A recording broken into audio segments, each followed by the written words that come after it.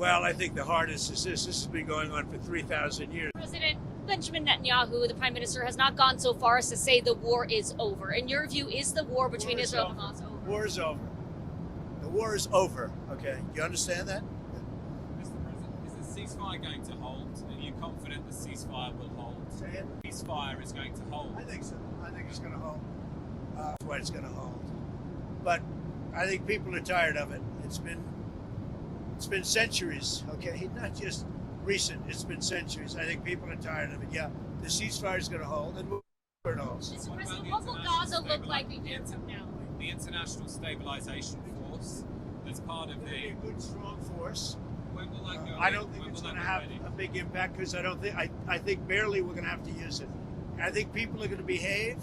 Everybody knows their place. It's going to be great for everybody. It's going to be great for the surrounding countries, Arab, Muslim, all of them. It's going to be great for Israel. Everybody is happy, and I think it's going to stay that way. And if the ceasefire does hold, how long until we get to the part of the 20-point peace plan where developers can go in and make Gaza the Riviera of the Middle East? Well, I don't know about the Riviera for a while, because you take a look at what you have. You have to get people taken care of first. But it's going to start really essentially immediately. I mean, they're going to have to start by removing a lot of the structures that you see that are down to the ground. I mean, it's blasted. This is like a demolition site. Almost the entire site is. So you have to get rid of what you have there. You have structures that are very dangerous. They're falling down. If they haven't fallen, they're going to fall down of their own volition. So that process, Peter, is going to start pretty much immediately. What will it look like a year from now, in your view? A year, that's very quick. But over the years, it'll look very good. It'll be. It's got the first chance it's had in centuries of being peaceful. It's always been a very, very strange area. It's always been loaded up with problems, religious problems, problems like no other place probably in the world. And I think it's going to normalize. All you can say, if it normalizes, that would be fantastic. That structure, sir, that you have set up in that peace plan, how soon will that new governing body be in place? Very quickly. And everybody wants to be a part of it. You're talking about the Board of Peace? Right. Tony Blair, yourself. Everybody wants to be a part of it. I've had calls from all of the leaders of countries. They all want to be a part. I mean, the leaders themselves, they're not going to send somebody. They want to be a part of it. Do you know who's going to be a part of it yet? I do. Can you share? No, not yet. Have you spoken to Tony Blair about it since the? I'm going to take your ear things out. Have you spoken to Tony Blair about it? First I want to find out that Tony would be popular with all, because I just don't know that.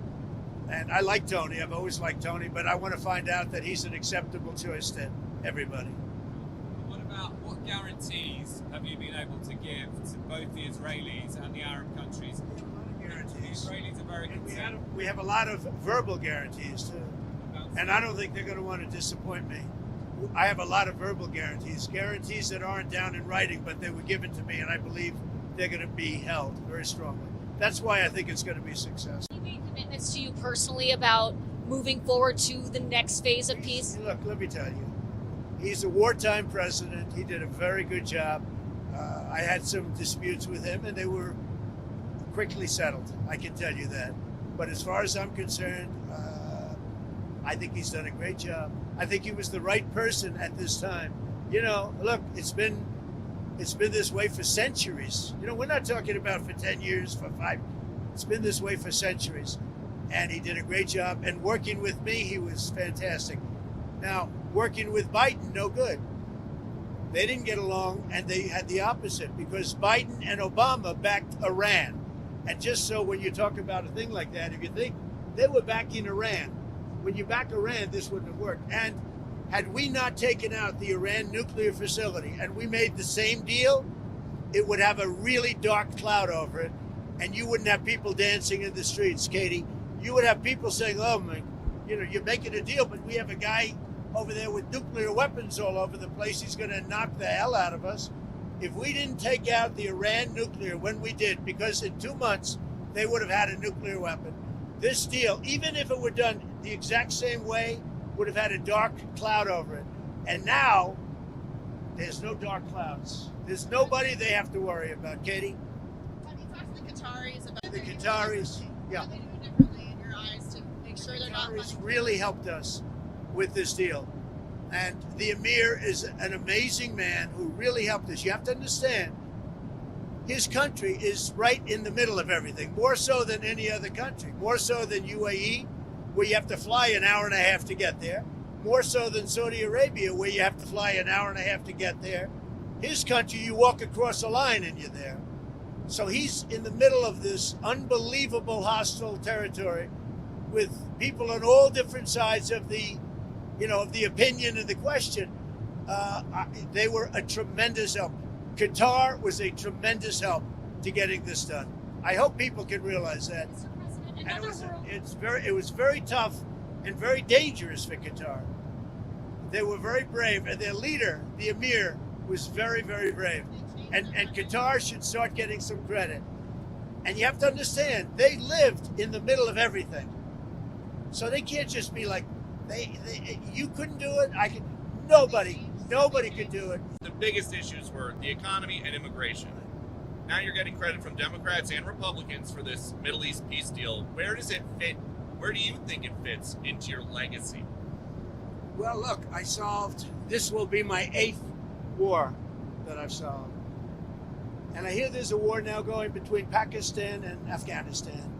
I said, I'll have to wait till I get back.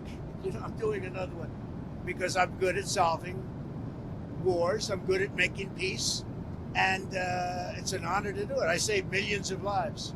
Millions of lives. Now, in all fairness to the Nobel Committee, it was for 2024.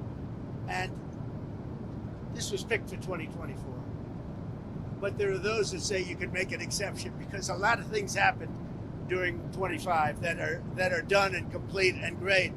But I did this not for Nobel. I did this for saving lives. I mean, we've saved millions of lives. Think about India, Pakistan. Think about some of the wars that were going on for years. We had one going for 31, one going for 32, one going for 37 years, with millions of people being killed in every country.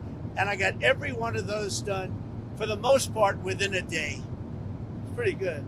one of the world leaders, sir. Weeks ago, you were doing an interview and you talked about how you hope to end the war in Ukraine because it might help you get into heaven. How does this help? Does this help? I mean, I'm being a little cute. I don't think there's anything going to get me in heaven. Okay, I really don't. I think I'm not maybe heaven bound.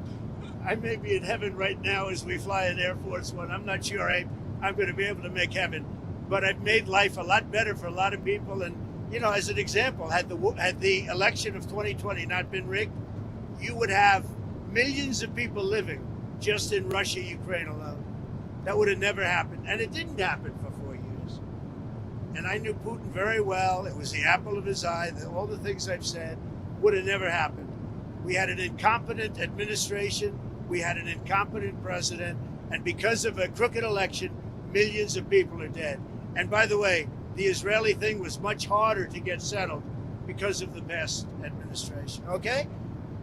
Tell us about your conversations with President Zelensky. Did you talk about We had a very long-range good conversation missiles? this morning and yesterday. And he basically would like to, as you know, we are not sending any weapons. We're sending them to NATO, and NATO is paying, which is a big difference between Biden and Trump.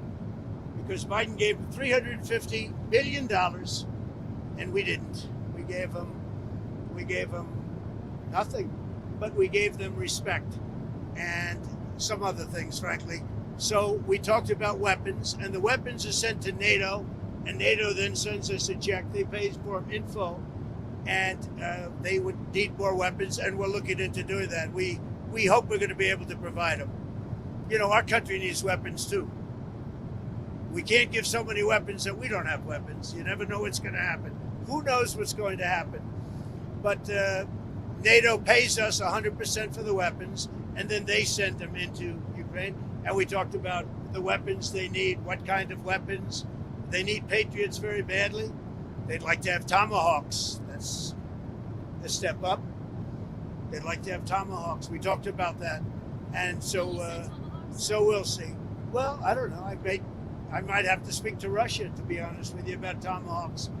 Do they want to have tomahawks going in their direction? I don't think so. I think I might speak to Russia about that, in all fairness.